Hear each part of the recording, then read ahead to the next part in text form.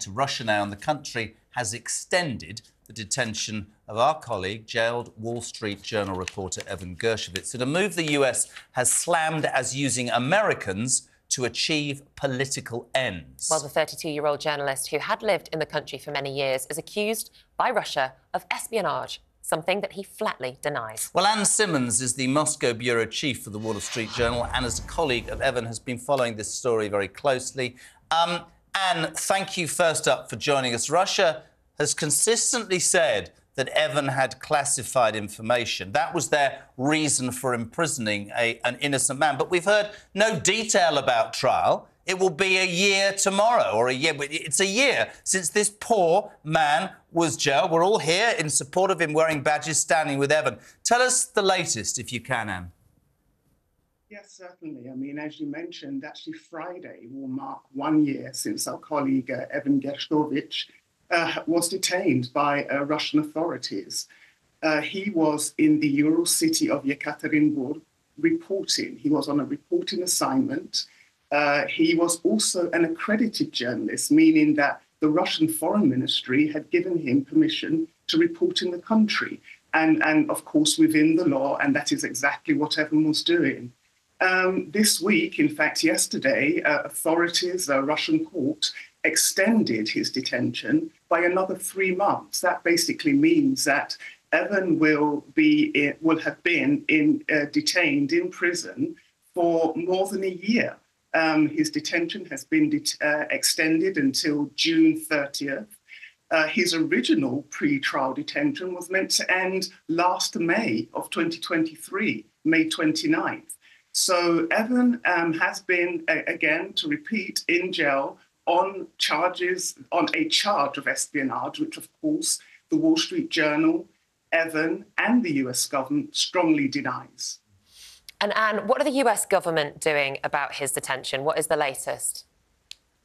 Well, Evan has been designated as being wrongfully detained by the US government, and that essentially means that the US government will unlock a raft of resources in order to secure his freedom. And I should also add that of Paul Whelan, a former Marine, also now serving prison time on an espionage charge. He has been in jail for 5 years. He is also designated as being wrongfully detained. The US government has said in the case of both of these men that they are pulling out all the stops, that they are working 24 hours a day to try and secure their release. They say they are, in conversations with the Russian government, with Russian authorities, and that they won't stop until both of these men come home. And I wouldn't believe a word that came out of Vladimir Putin's mouth, but in that toe-curling interview with Tucker Carlson, he implied that Russian and US security services are in contact about a deal that could prove hopeful for Evan and that other prisoner. Difficult for everybody, because you go, well, why would I do a deal with somebody? But his family and I guess him. I mean, how is he? What are the conditions? Do we have any sort of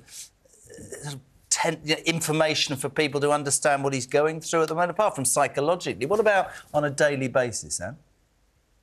What I can tell you is that he's being held in a Stalin-era prison. So that alone tells you that the conditions aren't going to be great.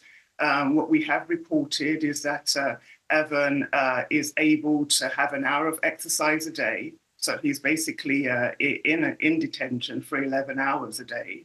We've also reported that he is allowed to get reading materials. So he's been reading extensively all kinds of literature. He is allowed to receive letters, and many people from across the world have actually sent letters to Evan, basically giving him their support. It's undoubtedly very difficult. He's incarcerated. He does not have his freedom. The US government, and in particular the US ambassador to Russia, Lynn Tracy, has visited Evan on several occasions and actually said that he remains resilient and really strong and really upbeat given the circumstances. And she, of course, has said, and the US government has said, that he is a pawn right now, a political pawn, and the US government has demanded his immediate release as has the Wall Street Journal. And Anne, what do you think that the global support means to Evan and his family? Do you think it's going to boost their morale in what must be a very, very, very difficult time? Oh, it definitely does. We know for sure that the letters that Evan has received, he has tried to respond to every single one.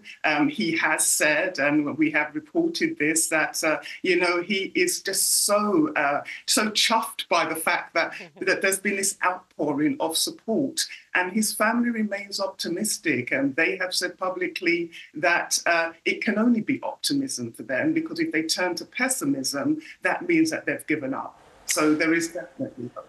Anne Simmons from the Wall Street Journal, thank you so much indeed. And I'm glad there is an outpouring globally. I think he's an innocent man. I think he's a political pawn, and we all here stand with him. And thank you very much indeed for taking time to come on the show today. Thank you, Anne.